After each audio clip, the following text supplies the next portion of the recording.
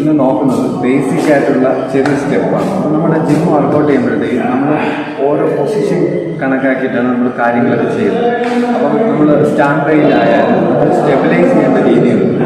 First നോക്കാനുള്ളത് നമുക്ക് ജിമ്മിലെ വർക്കൗട്ടിൽ ഏറ്റവും പ്രധാനപ്പെട്ട ബെൻഡാണ് നമ്മൾ ഏറ്റവും മെയിനായിട്ട് ശ്രദ്ധിക്കേണ്ട ഒരു കാര്യം. അതിന് കറക്റ്റ് പൊസിഷൻ സ്റ്റാൻഡ് ബൈയിൽ കളിക്കുന്ന എല്ലാ വർക്കൗട്ടും ബെൻഡിൻ്റെ ആവശ്യമുണ്ട്. സാധാരണ ഉദാഹരണത്തിന് ഇങ്ങനെ കളിക്കും, അതായത് 90 ഡിഗ്രി ആംഗിളിൽ കളിക്കുന്ന ചില വർക്കുകളുണ്ട്, അത് നമുക്ക് ബെൻഡിൻ്റെ ആവശ്യമാണ്.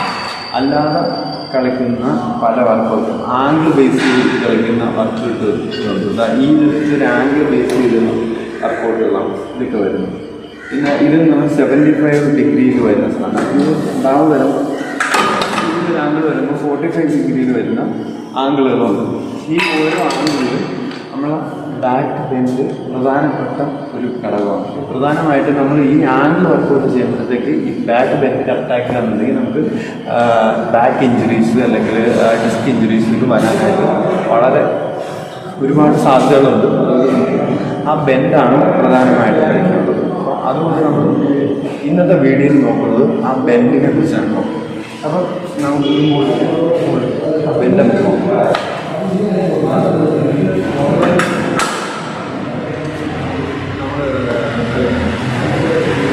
പ്രൈസാണ് നോക്കുക. പ്രൈസ് നമ്മൾ കളിക്കുന്ന സാഹചര്യത്തിൽ ഈ ഒരു ലെവൽ, അതായത് 75 ഡിഗ്രി ആംഗിളിൽ വരുന്ന വർക്കൗട്ടുകളാണ്. ഇത് നമ്മളിവിടെ ഈ ഒരു പൊസിഷൻ നമ്മളിങ്ങനെ നിൽക്കുമ്പോൾ ഈ ഒരു പൊസിഷനിലാണ് പിടിക്കുന്നത്. അപ്പം ഈ 75 ആംഗിളിൽ പിടിക്കുന്ന ഏതൊരു വർക്കൗട്ടിലും, അതിപ്പം ബാക്ക് കളിയായിരിക്കും, ബൈസെപ്പ് ഏത് കളിയായാലും നമ്മൾ ബാക്ക് പൊസിഷനിൽ ഈ ഒരു ബെൻഡിന് അത്യാവശ്യമാണ്. ആ